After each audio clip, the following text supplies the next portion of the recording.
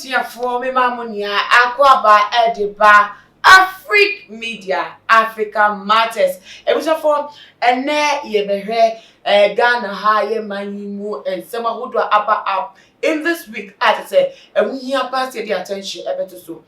This week social media so in simple na abaswa enya semkitwa emma empin frank ye tell me omo as celebrities yakas womo yekukudam fuatese womo kebi wo womu wo man Ghana mu na say ensemba kumyenu bi esiti wo mtemo manya ho nti asienti no wo matimi ababo nti wo mo ani mase si wo mo ahyawo ni je say ensem fatakrapo say bedwemu krapo ni beti bi wo no mu dance suban ni di ama ensem pi na epiefum aba ebi bisa say it is celebrities for ikrampo no wo temtem ayokofa no krampo no yare papa anapokra Ghana ha showbiz ayeka showbiz no sa na tie wo biasa fo na nya na ya de ne asesa na ye no tan adwumede bi ne ye promote wo man mu de udwin bia bo monten a ye din komo nya na do fa comment section e de so nya na se na asem no etifa etintu no mato sa e de fam ya kasa mi nipa director bakope Honorable Ben Bruce or ha say e be din komo e de fa na Schwarzenegger Aisha Modi ani amanfo bi omudi abepiepie mu diamond apia trusi boachi mu atese ensem ne de ebulafo enye se mekan ya wotie what bebre buburuja na gu ho ene se etwegu sa etiba me ma na kwa ba ni ndi nkomo enkomu epa ora ama Ben Bruce yeah one my guy go fashion max bibi awoko adom edebate ase celebrities nye na be tis awedi efi 1990s se bi abako Michael Jackson mu ho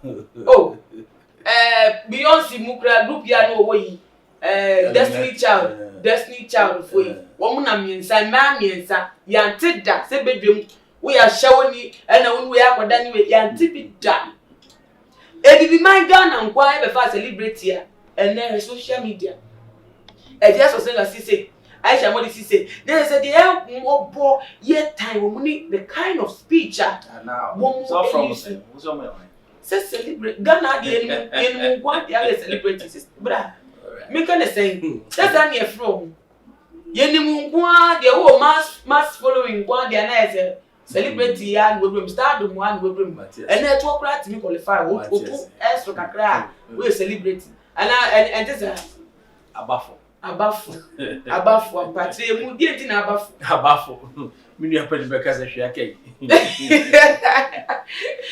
azema o dey me tia wati yefo me onim emsre one celebrity Ghana had the o mass following here is qualification be na qualify as what celebrities like him say ko bi o di jumede bi a edimu juma ben na o ma di edim maame when mo ye nkofo mo ni adwuma ye akomodiom omo pe baabi apɛ aduane adi we celebrities who can some fool say ya is I mean yeah unim who can celebrity ya and you be people look up to obi a way extraordinary something in life.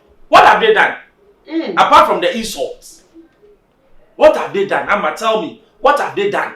Ekwa na them abofo sem say empenifu a manyinyi se amabobọ mrewa a munya kunu ne ma muhu ni amode mabra bo ye na mbejira na manu bubutwa boni pase adai what you say na ebi mu frɛ papa no ebi mu frɛ we na ye empenifu so ma Jimmy no mudi nkofo ye chi. Who is a celebrity?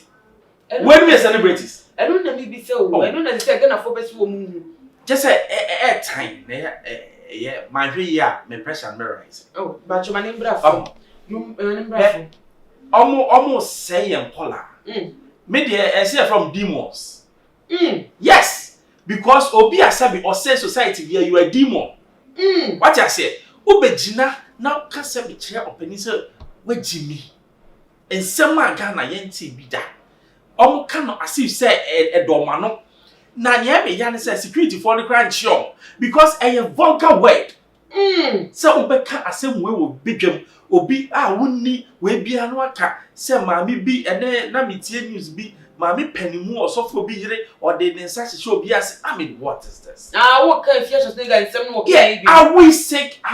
Do we have even a deal with Sebe a private life? Sebe, make I say, wow, I did go as Sebe, oh, Campona, a no crepa, a you'll be private life. Where your freedom begins, I want obedience will end. That is what we don't know. Now, Obia drag you down. No, the Marco caught me a jelly, they will stop it. Almost stop here, they will stop it. Almost stop here. And say, as a Ghana, you see freedom of speech into a beer, being a freedom of speech. And I say, wait, me and Kabi. And you, me and Kabi. And you are freedom, nature say. Freedom, nature say. Freedom, nature say. Asem, kwasi asem bi about to me, no way the share nipa na go. Who shares a nipa or a peninsula. Obia Bobra. When some mobra. For automatic golf. Oh, mobra. Who koda ho na obema no na no ma ofie. Come on. Obidin inside your juma. Ono na wo friend celebrate and for hwe no mo ye na fa beda ho ne yan fa na ye emema 3-4 en fa. Ebi mu ko ekọ Nigeria mo ne emema 3-4 ekoda at once. Me catch down for some. Hey! Yeah, ba ku bia me hu ye celebrate or ko Dubai na brody ba ko ekọ toilet ku nanum. Ghana I'm telling you in the name of what? Money. Ghana yes. O celebrate now what can eno na me explain ya kira wo. Sir, o ko toilet gu girl nanum. Onu so o e ka ho e ka we hu o tu ba na to ka e ye sikafi. Sikafi. So what I say me and unti bisa ho say ye kola no mo hwe we. E de be na omusua fi on. What are they learning? And they be papa na most who make you from celebrate. They are not celebrating. They are hungry people who don't have work to do. And they've resorted to blackmailing people and destroying people's life in the name of earning a living. That's it. They are not celebrities. Omunye celebrate ya te na ye hwe ye fa no kranto nchen de wo ye ne de wo enye. Na ye hwe ayonkofa aida wo mtim. Ene obum sa sumesi ene obentenam. Ade bechi na asumesi kro ya de obentensi wo. Yeah. Ene obentem ne na mi jai. Ene we ye se no kofa we se na we ko ba se ne ko ye se na ate se aye nsem keka.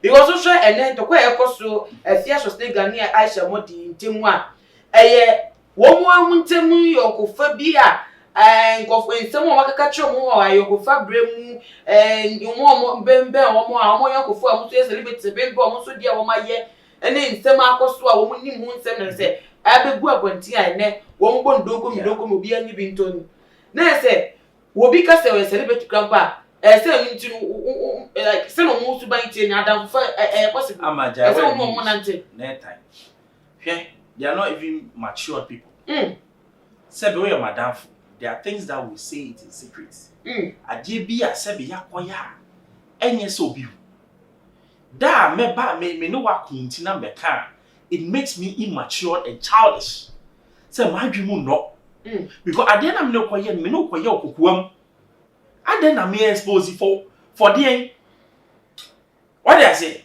a reason a ye kukra bi and no in I say ochina e bia na different thing me no why ye bibi ade na ye no ye penny ni me tie na maba na mabeto ato na nkofo asom na ye twabom between me now why do you ama et say madam for bia or your ba be me bi kofa na be ma ne de to na no me no wada no ti o say na wo ne me dai enyem na me count one na me butu so oba ne ka kire no me na me no wada wase me na me no wada enti ugu obi hu fi no na nipa ne so aba out no wait I dey when you person ye masua say every time me ni even the act of what secrecy in our society ade bi am no be ye bia no to papa except me dey no loyalty. Is that what we want to teach our kids in the name of so-called these useless people? They are useless. They don't have any sense. Me say you have to tell more. Say they be you. Me tell you. If you guys are movie being wo mucha, no ye the baby. Me want dey me for say film me na omo act because it's so silly. So to me be no baby one no kakrake yi na okeka sem tan na where you say na we go for. I mean, come on. Okra, come on. You feel the FNC when Bruce Farape, Nina up my. Who to be out there, Magana for, and Bibu no more about situations and I could read Fatum a Aja and I will be a 3 every mother. Me pacho, nipa bia, your secret is your power. Sebe, and yes, will be a wadam from to be one of Bagaya, and I will come bia. Watchina, or your wadam for, or the annoying the benyam, or the young swa, and we ye that day. And I won't so, ye can't some child. I send you a secret. And ya send bia, ye beca, because only nipa no problems, no big jay. Be loyal, kaka. Munya the art of secrecy, kaka. Need me movie country forward. Ni enche yen kolano. And my baba be there. Me nya sure some me celebrity bia. Womu enye celebrity bia according to Honorable Ben Bruce. We don't for one so tie mu nsem wade ntwe fa won anything. Ekuma edi e fa enne social media dey akodu na emempen for obi a fa ni for no dey camera see we ni na say and 7 fata no boto emane wo so yekofo so a amanfo from celebrities e bi kra from role models wo mo ehwe wana mo etu eno nkomo ni di enti wadwe nche no enwu ya pa fatu ye comment section na be mso share video on all the social media platforms ye di see ane wo mo dia ne channel so subscribe this and say ye dey be say dey share mo be me dey an exclusive interview be my side aba na nkomo di no akosesa enti until we meet again we dey adenana ama obuswa Freak Media, eso and I'll share. Macram, bye bye.